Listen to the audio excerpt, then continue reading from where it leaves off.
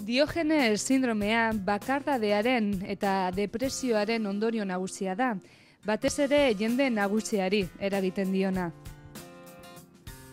Da sindrome bat, oinarrian edo duela depresioa. Orduan, orokorrean pertsona nagusiengan ematen da, eta bakarrik bizi direnak. Orduan, asko ezagutzen den ezaugarri bat da hori, ez? Pilatzen dutela diru asko, eta pilatzen dutela zaborra, eta ezaugarri nagusia edo isolatzen direla. Isolamendu soziala edo etxean gelditzen direla, eta inorekin harremanik izan gabe. Batez ere pertsona helduak edo 60 gorako pertsona nagusiak, eta hori, bakarrik bizi direnak, galdu dutenak. Orokorrean hori gertatzen da, norbait galdu dutena, igual emaztea edo galdu dutena, eta gazteetan ere eman daiteke, gero egoera sozioekonomikoa independientea da, izan daiteke jentea dekona asko da gutxi, baina orokorrean eurek uste dute gitzi dekotela. Orduan bizi dira, hori, txiroak izango balira bezala. Ona ez dira tortzen. Orokorrean gertatzen dena pertsona hauekin da ez dutela ingurunerik. Eurek isolatzen dira, orduan gertatzen dena normalean hori bizilagunek ertzainari deitzen diote esateko arazo bat dutela usaiagaitik orokorrean eta ja arazoak egoten direlako maila horretan, ez? Baina onaz dira hurbiltzen ez familiakoak, ez eurek itxiago, eurek ez dute onartzen askotan arazorik dutenik, eta hori da lehengo pausua onatetzeko. Askotan gertatzen da, hutsune bat sentitzen dugunean, saiatzen garela gauza materialekin betetzen.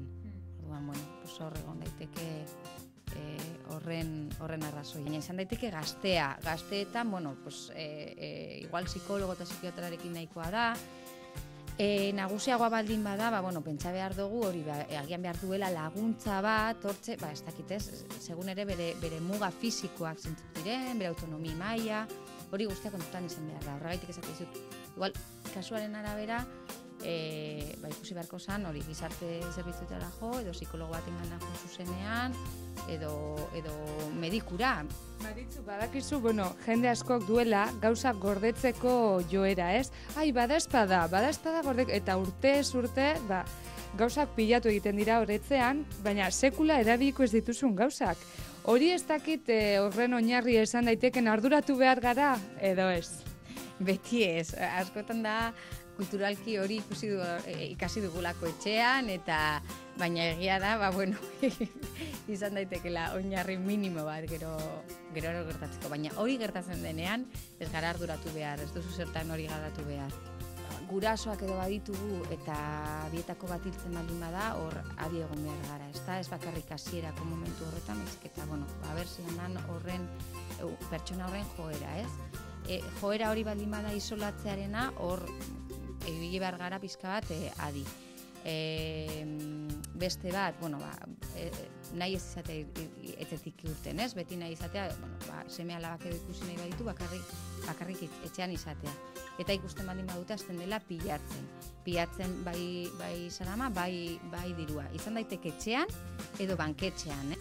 Kasu bakoitza berezia da, baina, eta gomendagarria litzateke, izatea zer integrala, ez?